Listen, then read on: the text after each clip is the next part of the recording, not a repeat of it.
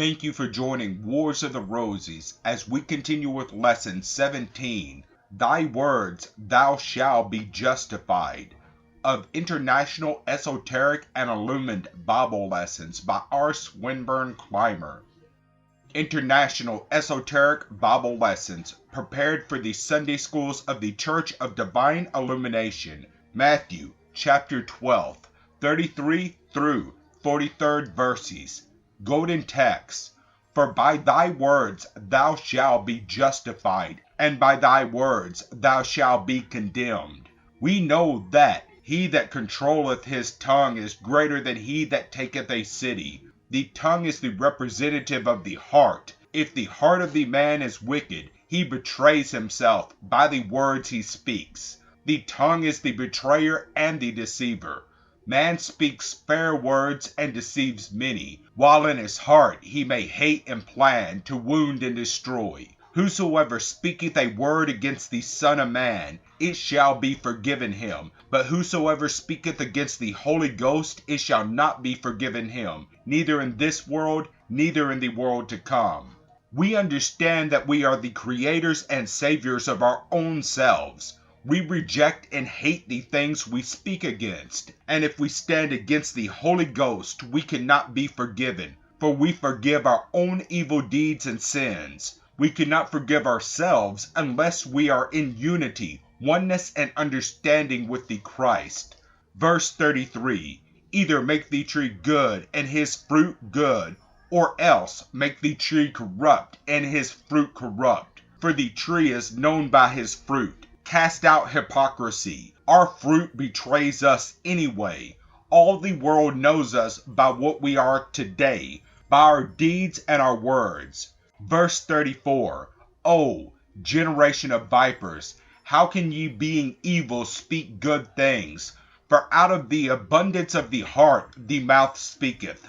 Evil is able to deceive and speak fair and beautiful words, but it cannot speak good things. The heart rules the tongue, and in the unguarded moments is when we betray what the heart is. Verse 35, a good man out of the good treasures of the heart bringeth forth good things, and an evil man out of the evil treasures bringeth forth evil things. We all have known some person whom we believe good and true. Why did we believe in them? And we have all known persons we believed were evil. Why did we believe they were evil? Verse 36, but I say unto you, that every idle word that men shall speak, they shall give an account thereof in the day of judgment, the day that Christ is awakened within us. And as we begin to judge ourselves and see ourselves as we are, every wasted day, every idle word, every evil deed and unkind act rise up before us as a witness against us. And the Christ as the judge knows the false from the true, the good from the evil. Verse 37, for by thy words thou shalt be justified, and by thy words thou shalt be condemned. Words are strong. They are thoughts spoken. The heart produces every word we speak. Verse 38, in this verse they ask him for a sign. These were the scribes and Pharisees. Master, we would see a sign from thee.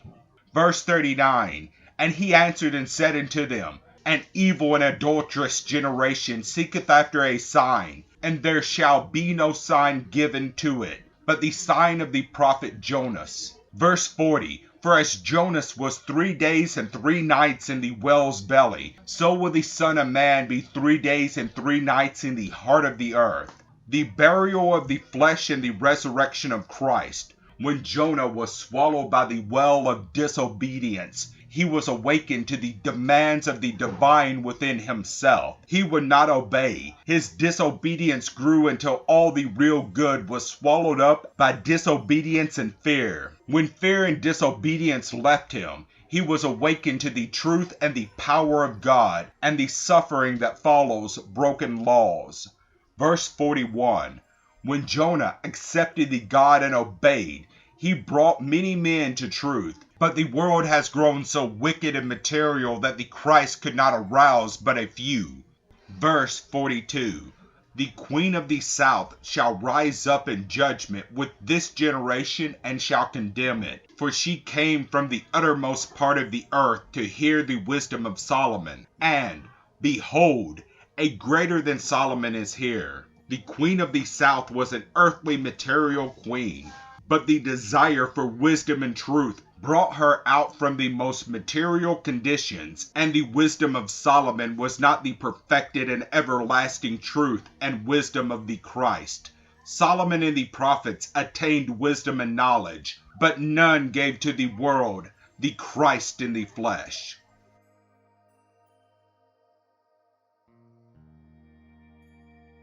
Thank you for watching, and please don't forget to share, like, subscribe, and comment. And if you can, please consider donating to Wars of the Rosies. Links to PayPal and Patreon are in the description. Thank you so very much.